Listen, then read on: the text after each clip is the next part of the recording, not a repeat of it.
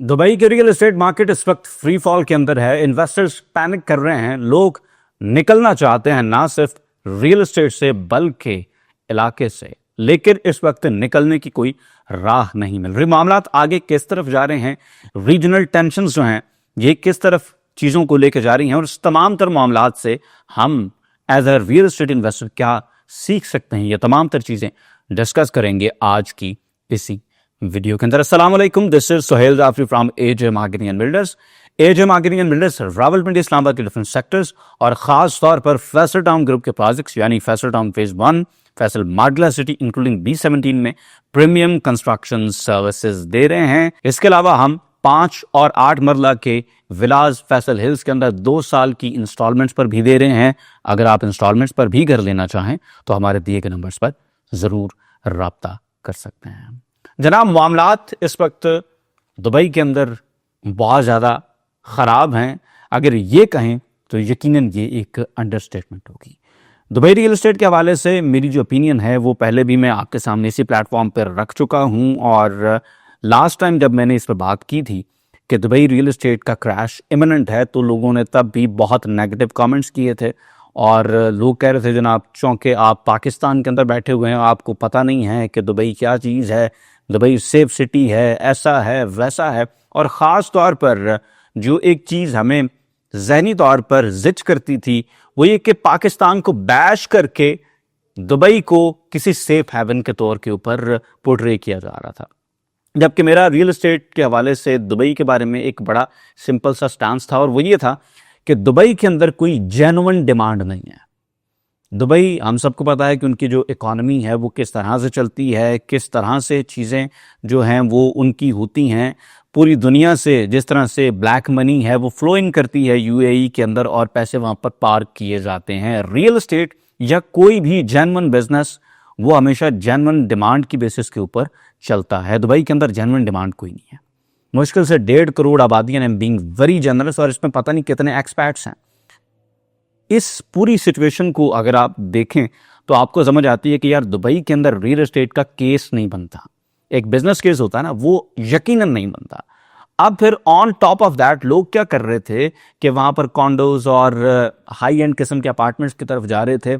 अब इसमें दूसरा मसला ये बनता है कि ज्यादातर लोग जो दुबई में काम करने जाते हैं वही लोग रेंट्स पे रह रहे होते हैं। अमीर बंदा जो है ना वो तो भाई आपको पता है कि अपनी प्रॉपर्टी खरीद कर भी वहां पर रह रहा होता है जिसने दुबई में सेटल होना।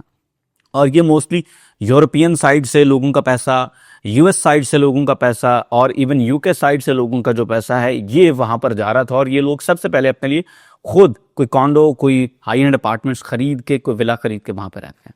ये रेंट्स पे रहने वाली लॉट ही नहीं होती, तो वो लोग तो वहां पर चले गए। तो बाकी आपके जो हाई एंड कॉन्डोज हैं, आपके हाई एंड अपार्टमेंट्स हैं, ये आपसे उस मजदूर ने लेने हैं जिसकी बेचारे की तनख्वाह मुश्किल से 5,000 दिरहम, 4,000 दिरहम। तो उसने किस तरह से आपसे ये चीज़ें लेनी है। जो मोस्टली एक्सपैट्स दुबई के अंदर काम कर रहे होते हैं, जिनकी मेजॉरिटी पाकिस्तान से भी है, इंडिया से भी है, श्रीलंका से है, बांग्लादेश से है, जो एक कमरे में 12-12 लोग रहते हैं।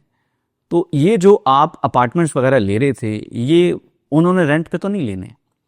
और यही वजह है कि दुबई हमेशा प्रॉपर्टी ड्राइव करता है एक्सपो के सर पे। बस दुबई एक्सपो होगी तो जनाब रियल एस्टेट बेहतर हो जाएगी, दुबई एक्सपो होगी तो इकॉनमी को बूम मिलेगा। ये तमाम तर वो चीज़ें हैं जो हमने बहुत देर से दुबई के बारे में सुनी है, और हमें पता था कि जेन्युइन डिमांड दुबई के अंदर रियल एस्टेट की नहीं थी। खैर, अब जनाब आते हैं हम सेफ सिटी के हवाले से। तो जनाब अब जब टेस्ट हुआ है मामला तो आपको समझ आ गई होगी कि सेफ किसे कहते हैं। भाई दुनिया के अंदर माइट इज राइट, पैसा ताकत नहीं है। गेम ऑफ थ्रोन के अंदर एक बड़ा जबरदस्त सीक्वेंस है। लॉर्ड बेलिश सर्सी से कहता है कि नॉलेज इज पावर, और फिर सर्सी अपने गार्ड से कहती है कि hold him now behind him, और वो डर के जब फटी आंखों से सर्सी की तरफ देखता है, देन सर्सी सेज के पावर इज पावर। तो बात भाई यही सच है कि आपकी जो अपनी इंडिजिनस ताकत है वही ताकत है। आप पैसे से डिफेंस नहीं खरीद सकते, आप पैसे से अपना डिफेंस आउटसोर्स नहीं कर सकते। और दुबई को ये मामलात की अब समझ आई है जब ये मामलात हो चुके हैं। तो बात यह है कि जब पाकिस्तानी घास चास खा के ना तो अपने लिए डिटरेंस बना रहे थे, तो तब ये जितने भी अरब ममालिक थे ये इंजॉयमेंट कर रहे थे विद दैट ऑयल मनी। और अब ये है कि देव गॉट द मनी, लेकिन सर उनकी कैपेसिटी नहीं है कि वो अपने आप को खुद डिफेंड कर सकें। तो इस वजह से अब आपको समझ आ रही होगी कि सेफ्टी किसे कहते हैं, द रियल सेफ्टी। पहला टेस्ट केस हुआ है और इसी टेस्ट केस के अंदर आपको समझ आ गई है कि सेफ्टी किसे कहते हैं।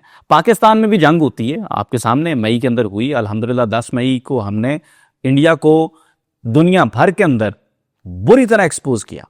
हमने इंडिया को बताया कि भाई हमारा डिफेंस अल्हम्दुलिल्लाह बड़े मजबूत हाथों के अंदर है। हमारे और बाकी 400 तरह के इख्तलाफात हो सकते हैं उन बॉयज से जिनके हाथ में हमारा डिफेंस है, लेकिन डिफेंस के मामले में भाई बॉयज ने माशाल्लाह बताया कि we are in safe hands. तो जंग यहां पर भी हुई, लेकिन जिन दिनों जहां पर जंग हो रही थी लोग यकीन करें मीम्स बना रहे थे।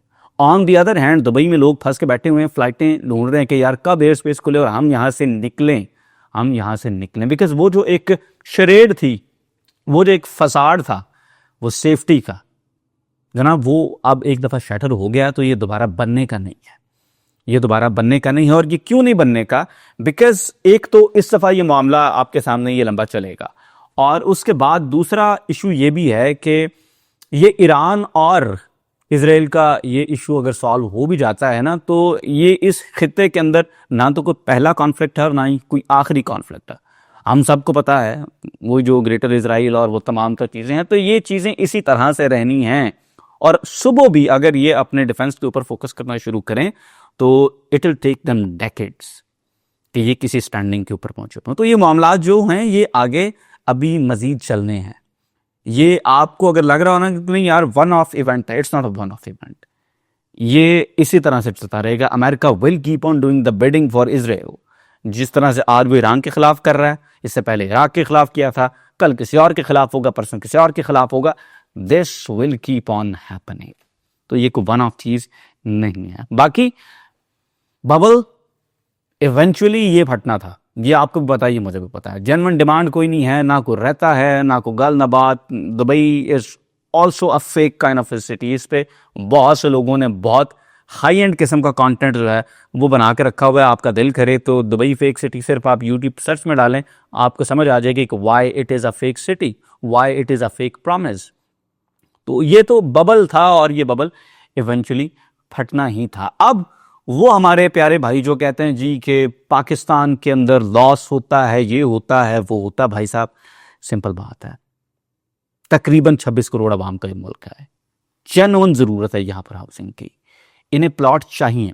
अगरचे कि आप कहेंगे कि पाकिस्तान में सिर्फ इतनी सोसाइटियां बन गई हैं, इतने प्लॉट कट चुके हैं, तो आप खुद जरा मुझे स्टैट्स देख के बताएं कि पाकिस्तान में सच में कितनी सोसाइटियां बनी हैं और सच में कितने प्लॉट कट चुके हैं। इशू ये है कि सोसाइटियां पेपर्स में हैं लेकिन जेन्युइन नहीं है। और मोस्टली लोगों ने जो बार बार कहते हैं जी कि लॉस है पाकिस्तान में, ऐसी ही सोसाइटीज के अंदर चौंके इन्वेस्ट किया हुआ है, तो इस वजह से वो ये कहते हैं। जबकि ग्राउंड रियलिटी बहुत डिफरेंट है। ग्राउंड रियलिटी ये है कि एक्चुअल डिलीवर होने वाली सोसाइटियां बहुत कम है, अच्छी और प्रैक्टिकल लोकेशन पे सोसाइटियां कम है, अच्छे और काम करने वाले लोग चंद गिने चुने हैं। और वो आप एक तो होता है ना कि उंगलियों पे गिन सकते हैं, सर पोटियां तो गिन सकते हो, उसी 3-4 ग्रुप हैं जो अच्छा काम करते हैं, बाकी तो सब ठीक है। आप मामला आपके सामने है ना, जिसका जितना शोर है, जितनी ऊंची किसी ने दुकान बनाई हुई है, उतने फीके पकवान है। तो ये एक इशू जेन्युइन है कि भाई फेक प्रोजेक्ट्स बहुत हैं। लेकिन वहीं पर आप पर भी ये बात आती है ना कि आप जब प्रोजेक्ट्स में इन्वेस्ट करने का सोचें तो आप प्रॉपर रिसर्च करें, देखें यार लोकेशन प्रैक्टिकल है, इम्प्रैक्टिकल है, शहर के असल को समझें। मेरे एक रिलेटिव हैं, वो पाकिस्तान से बाहर रहते हैं और वो इन्वेस्टमेंट्स किसी एक पर्टिकुलर साइड पे कर रहे थे पिंडी इस्लामाबाद में, और मुझ तक जब बात पहुंची तो मैंने उनसे कहा कि भाई साहब आप अपना पैसा 25-30 साल के लिए फंसा रहे हैं। मैंने उनसे कहा कि जहां पर आप अपने पैसे लगा रहे हैं ये 20 साल भी ये नहीं बना पाएंगे, और उसके बाद कहीं जाकर मजीद फिर 10 साल लगेंगे तो ये एरिया आबाद होगा। तो लोगों को इस्लामाबाद और इस्लामाबाद के गिरदो नवाह का पता ही नहीं है, अंदाज़ा ही नहीं है।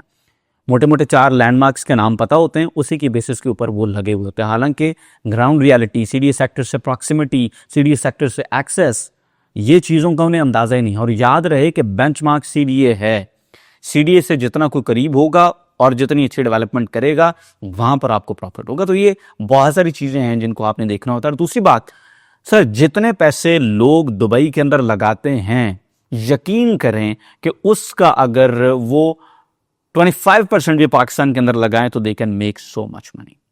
लेकिन इशू क्या है? इशू ये है कि जब दुबई में चीज लेनी है तो फिर पैसे लगाने हैं, जब पाकिस्तान में चीज लेनी है तो कौड़ियों के भाव उन्हें चीज चाहिए होती है। यानी दुबई के अंदर अगर उन्होंने कोई रियल एस्टेट लेनी है तो उन्हें पता है जी 10 करोड़ का अपार्टमेंट है। पाकिस्तान में जब बारी आएगी प्लॉट लेने की तो उनके पास 1.5 लाख रुपए वाली फाइल होगी 5 मरला की। कमर्शियल प्लॉट लेंगे जिस कमर्शियल प्लॉट की टोटल डाउन पेमेंट 5 लाख रुपए होगी। भाई कौन सा ऐसा कमर्शियल प्लॉट है जिसकी डाउन पेमेंट 5 लाख होती है? लेकिन जब पाकिस्तान के अंदर इन्वेस्टमेंट करनी है तो फिर टके कौड़ियां वाली फिरनी है। तो इस वजह से लॉस होता है। रियल एस्टेट सिंपल है, जितनी अच्छी रियल एस्टेट लेंगे वो आपको लेते हुए उतनी महंगी लगेगी, लेकिन पैसे वो आपको उतनी ही ज्यादा देगी। रियल एस्टेट का सिंपल उसूल है, अच्छे पैसे लगाएंगे थोड़े टाइम में अच्छे पैसे कमाएंगे, पूरे से पैसे लगाएंगे रीजनेबल टाइम में पूरे से पैसे कमाएंगे, थोड़े पैसे लगाएंगे लॉन्ग टर्म के अंदर भी कुछ नहीं कमाएंगे। ये सिंपल सी साइंस है।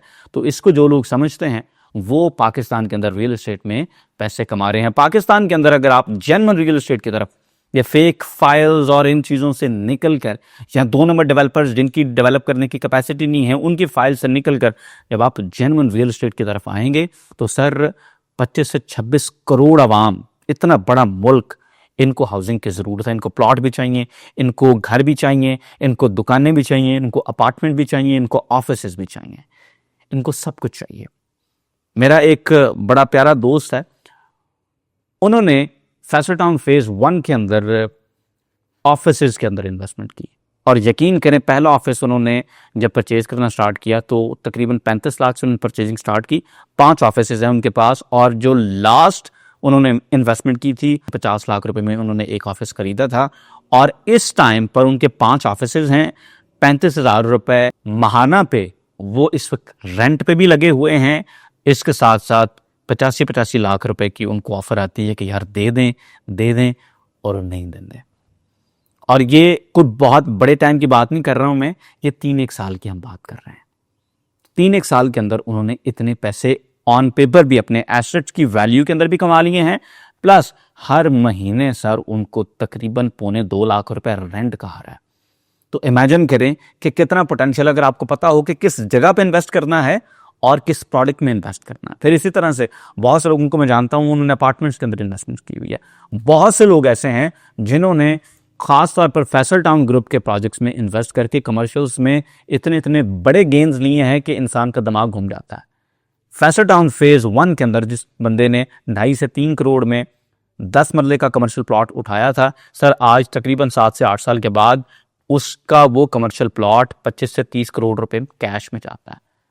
तो इतनी जबरदस्त किस्म की अप्रिसिएशन आपको और कहां मिलती है। और इन पैसों में खास तौर पे मतलब 2.5 से 3 करोड़ रुपए किस्तों में अगर आप दुबई के अंदर लगाएं और फिर मुझे बताएं कि वो 25 से 30 करोड़ के अंदर कन्वर्ट हो सकते हैं, वो नहीं होते। हमें पता है ना, हमें पता है जेन्युइन डिमांड कहां पर है, किस जगह पर है, किस जगह पर नहीं है। इसी तरह से जिन लोगों ने फैसल हिल्स के अंदर आज से तकरीबन 2.5 साल पहले 1 करोड़ 70 लाख रुपए के आसपास 5 मरला का विला इंस्टॉलमेंट के ऊपर लिया था, सर आज एक एग्जेक्टिव ब्लॉक का ये विला 5 मरला डबल स्टोरी 2 करोड़ 30 लाख रुपए कैश की चीज है। 1 साल पहले जिसने फैसल हिल्स में 5 मरला का रेजिडेंशियल प्लॉट 45 से 50 लाख रुपए में लिया था, सर आज वो ए ब्लॉक के अंदर 75 से 85 लाख रुपए का कैश का प्लॉट है। आप मुझे बताएं कि इतने पैसों में दुबई में आप क्या ले सकते हैं और क्या इस तरह के गेन्स उन पैसों में फिर आपको आ सकते हैं। तो बात यह है कि चीज खरीदने का पता हो क्या खरीदना है, ये पता हो कि किस डेवलपर से लेनी है, किस लोकेशन के ऊपर लेनी है और पैसे अच्छे लगाने हैं। 15-15 हज़ार रुपए माहाना किस्तों वाली सोसाइटियों में आप पैसे लगाने छोड़ देंगे तो सब सेट हो जाएगा इंशाल्लाह आपके लिए। वो एक दिन पहले भी मैं रियल एस्टेट के ऊपर एक वीडियो कर रहा था तो एक भाई ने कमेंट किया कि सर रियल एस्टेट में पाकिस्तान में फ्रॉड बहुत है। तो मैंने कहा जनाब 10,000 15,000 रुपए महीने किस्त वाली सोसाइटियों में इन्वेस्ट करना छोड़ दें, आपके साथ फ्रॉड होना बंद हो जाएगा। आप खुद जाते हैं फ्रॉड की तरफ, ਤੁਹਾਨੂੰ महीने की जिन्नी थोड़ी चीज दसी जाए तो उसी चले जाते हो। हालांकि मैंने बड़ी दफा कहा आज अगर पैसे कम है तो यार वेले ने चबा ये कि फॉरन इन्वेस्टमेंट करने रुक जाएं, इंतजार करें, पैसे इकट्ठे करें, कैपेसिटी बनाएं, फिर किसी अच्छी जगह पर इन्वेस्टमेंट कर लें। बजाय कि आपके पास 2 लाख हैं, वो 2 लाख आज आप कहीं गलत सोसाइटी में ज़ाया कर दें, वेट करें, कुछ 6 7 8 लाख रुपए बनाएं, किसी अच्छी सोसाइटी में 5 मरले की बुकिंग लें, उसके बाद आपको वो इंशाल्लाह 4 साल के समय प्लॉट जब बन के मिलेगा तो ना सिर्फ आपके पास ऑन ग्राउंड प्लॉट होगा बल्कि आपका प्लॉट इंशाल्लाह प्रॉफिट में भी जाएगा।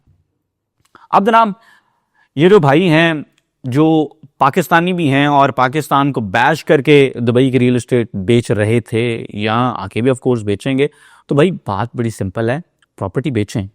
हर किसी का हक है कि वो कारोबार भी करे और अपने प्रोडक्ट को अच्छा भी कहे, लेकिन यार किसी और चीज़ को बुरा कह के ये अच्छी बात नहीं है। और ख़ास तौर पर अपने मुल्क को, आपको हो सकता है इस मुल्क से 100 इख्तलाफ हों, 200 इख्तलाफ हों, 400 इख्तलाफ हों, लेकिन sir this is the country that we got. और कभी कभी ज़िंदगी में ये भी बारे में पूछना चाहिए कि आपने इस मुल्क को क्या दिया।